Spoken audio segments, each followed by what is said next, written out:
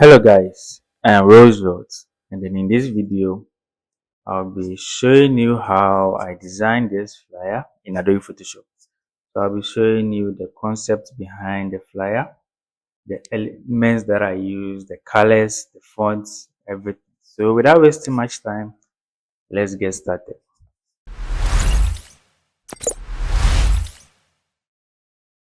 Okay, so I have my worksheet here, and then the worksheet size that I used was 1080 by 1350 pixels. So 1080 pixels by 1350 pixels. That's the Instagram size. Yeah, Instagram size.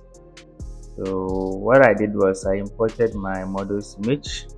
This is the model that I used, and then I went ahead to cut out the model from her background. So you see that if I turn off the visibility of these layers, you see that the model's layer has no background. Here's the cutout one. Nice. So I have the main one here, and I have the cutout model. After cutting it out, I went ahead and then added a solid color. So at first this was how it was looking like. After adding the solid color, then I changed its blend mode from normal to soft light, and then I got something like this, which was looking okay for me. Then I went ahead and then I added a pattern. So this is the pattern that I imported, and this was how the pattern looked like that first. So with this, I just changed its blend mode from normal to multiply, but then it was still too much for me. So I had to change its opacity to, I think, 30. Yeah, and then I was satisfied with how the pattern was showing in my design.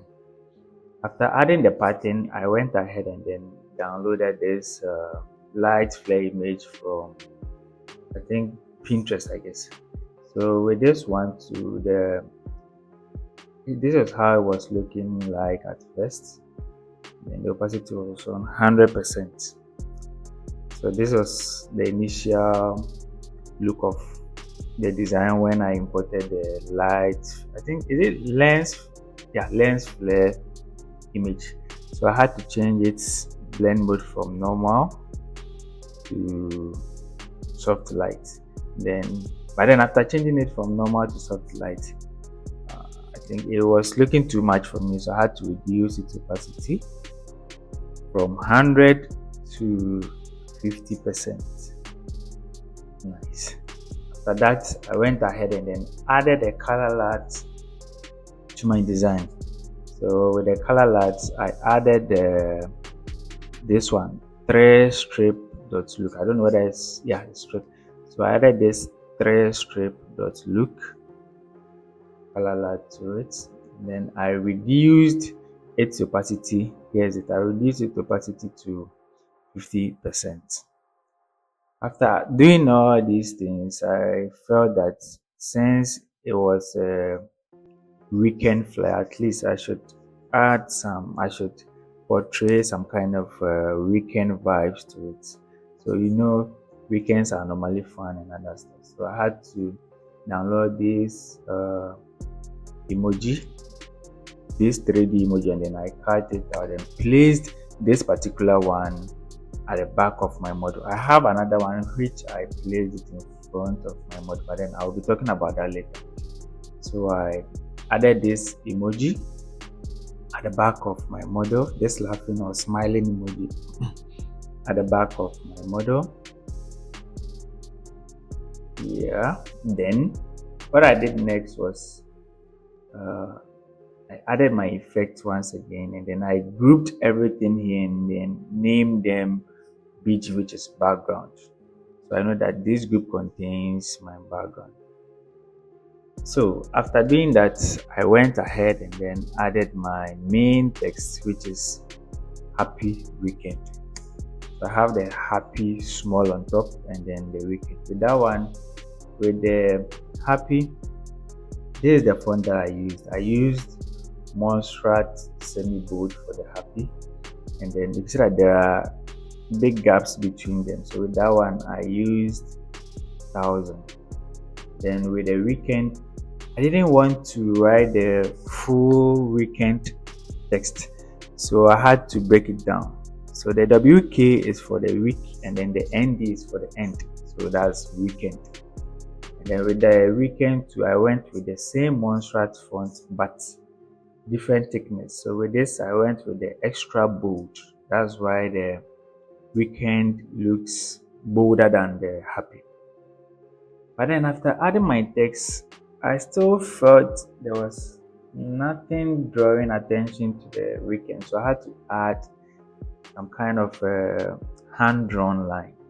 So I added this hand-drawn line, and then I changed its color to this particular color code by which is FBC744.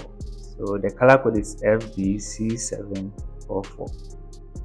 Then I placed it beneath my happy weekend text so that at least it will draw some kind of attention to my main text, which is the happy weekend. After that, I grouped the weekend, and then the hand-drawn line, and named them, grouped them into one folder, which I named them empty. That's main text. I went ahead and then added another emoji, this time in front of the lady, in front of my model. So I added this happy emoji over here, and I tried to portray the colors of the country, although it has been turned upside down. The red had to start, then the yellow, then the green. But then with the emoji that I got, the red was starting from the bottom. So, but then it doesn't spoil anything. So I added the emoji over here. I wanted it to look like the emoji is standing on the line. So after placing it here, I added a small shadow to it for it to show that the emoji is standing on the line. And I also had to duplicate the first lens flare image that I used, and then clipped it onto this particular emoji over here. After that, I grouped everything and then named it emoji. Then I had to add the company's or the brand's logo. So I added the brand's logo, by which is Design House. It's a design community created by Big Mike and myself. So we are trying to help other creatives improve. Yeah. So I added the logo over here. Then the flyer was done, but then still I wanted to spice it up a little bit. So what I did was I had downloaded some they have they have some specific name for it. I think plastic rubber something. So I had downloaded it some time ago. So I just placed it here. I just placed it over here. And at first, this was how it was looking like. That's the plastic rubber effect or something. So this is how it was looking. Then I went ahead and then changed the blend mode from normal to screen. Then this one was okay, but then it was too much. I didn't want it to show that much, so I went ahead and then reduced its opacity from 100 to 55. It was okay for me. So this is how I came up with this very nice design for Design House. So we've come to an end of the second episode of Flyer Design Breakdown. If you really enjoyed this video, kindly like, leave a comment, and also subscribe to my channel if you haven't subscribed yet. See you in the next video.